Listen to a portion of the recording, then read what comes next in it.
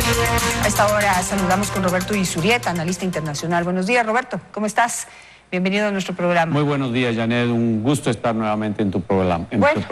Algunos temas que analizar. Empecemos por el Perú. Acabamos de escuchar al presidente del Parlamento andino hablar sobre este choque de poderes y los errores que se podrían estar cometiendo y las ilegalidades también. ¿Cómo ves tú esta crisis en este momento en el Perú?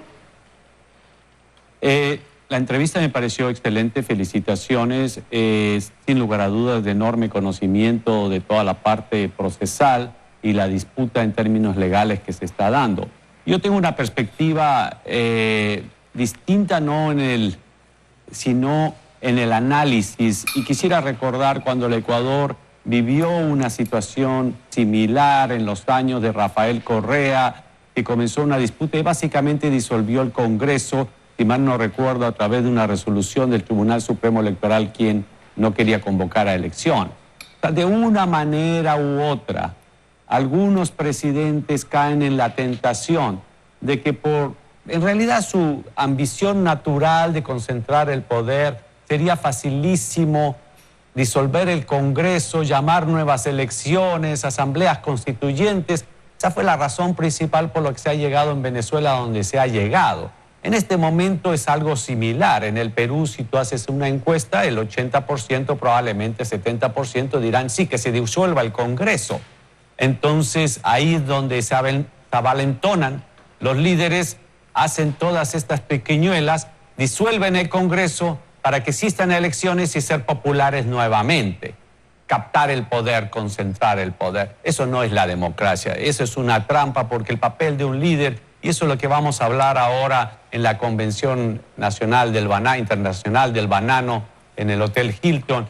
Ese es el rol que yo tengo que hacer, es poner una perspectiva a todo lo que está pasando, porque lo mismo está pasando en otros términos, también una crisis en los Estados Unidos. Entonces lo que quiero decir es que esos trucos, esas cosas ya las vivimos, y el papel de un líder no es caer en la tentación de ser popular a costa de cualquier cosa, de hacer lo que la gente diga en las encuestas a costa de romper la Constitución y crear, como bien tú dijiste en el programa, una disputa internacional en función de todos los problemas internos en un país que estaba funcionando bastante bien. Entonces es cuando uno da pena el rol de los líderes que, en vez de responder a las necesidades de la gente, entran en estas dinámicas por ambición política para ganar votos, concentrar poder hoy, ¿a costa de qué? De retrasar el país y poner el país en la primera plana internacional en algo que no es una muy buena fotografía para el Perú.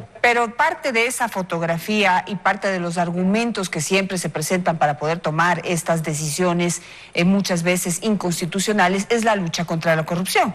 Lo dijo el señor Sousa hace un momento, que precisamente ese argumento, el que presenta Vizcarra para poder tener el respaldo popular, para poder disolver el Congreso Nacional.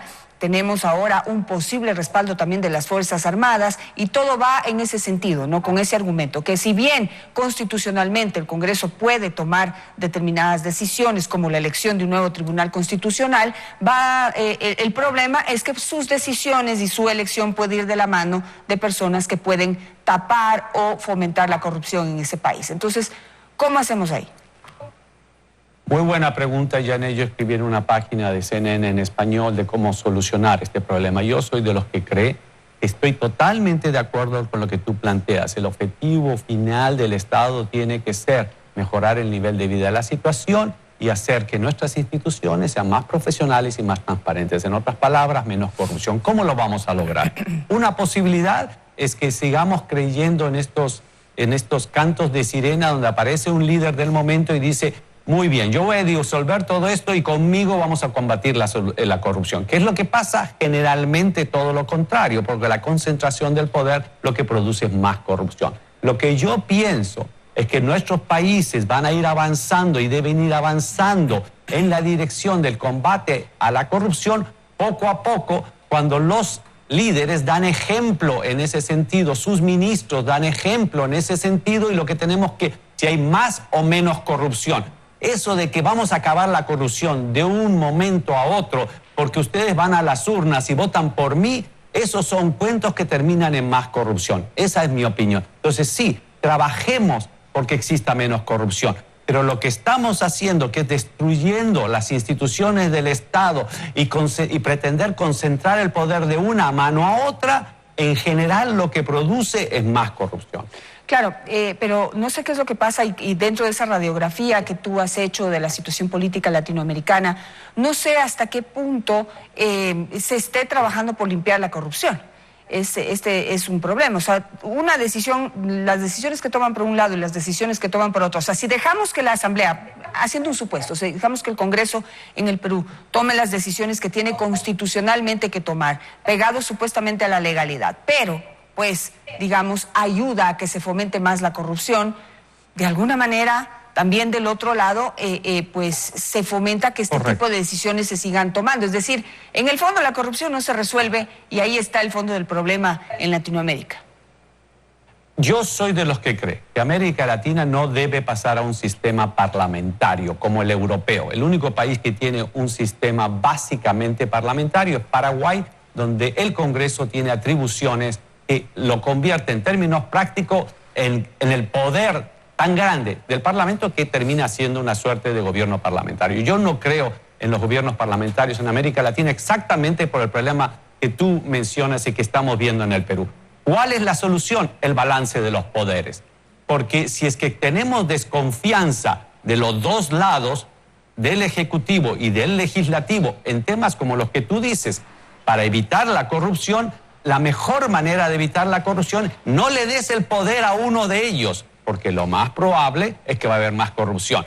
Pero si tú creas el balance de poderes, esto es, un Congreso, un Ejecutivo y ojalá un sistema de justicia profesional y independiente, con ese juego de balance de poderes, estoy convencido que habrá menos corrupción. La corrupción no va a desaparecer, la corrupción tiene que ir disminuyendo para que en el tránsito de una generación o dos, donde nos educamos por un lado y por otro lado las instituciones nos protejan para evitar la corrupción, ahí donde va a ser parecer. La pregunta es, ¿estamos caminando con esta medida en esa dirección o simplemente estamos concentrando más poder? Porque lo que sí puedo asegurar es que si a un poder le das más político, en general en la historia nos dice que no es que se vuelve menos corrupto. Bueno, y aquí, el señor Sousa ha planteado la posibilidad de que la OEA pueda intervenir en este problema, pero ya vemos lo que pasó en Venezuela. Es decir, este argumento de que no pueden intervenir en problemas internos puede volverse a repetir. No sé qué piensas tú, ¿realmente es un organismo internacional el que tiene que entrar a intervenir? Yo lo que estoy esperando es la foto de esta mañana. Si es que vemos una foto donde los miembros del Congreso no pueden asistir al Congreso porque está rodeado, ¿por qué? ¿Por la policía, por el ejército o van a sesionar?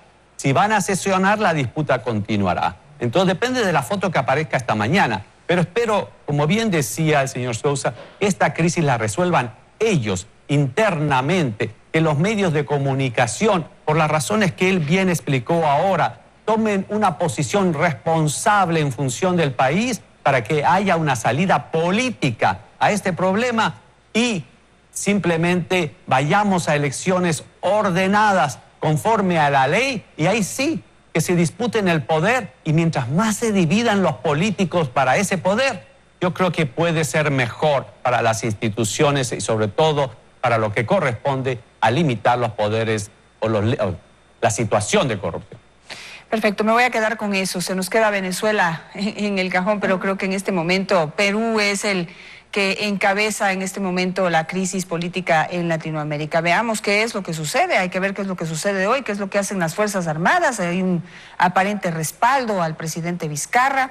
Se ha dicho que tal vez no es tan oficial. Vamos a ver qué es lo que sucede. Te agradezco muchísimo, Roberto, por estar esta mañana con nosotros. Un placer. Catedrático de la Universidad George Washington en los Estados Unidos. Es tiempo de una nueva pausa. Enseguida regresamos. Sigue en Teleamazonas. Yo aquí me despido. Que tengan un excelente día.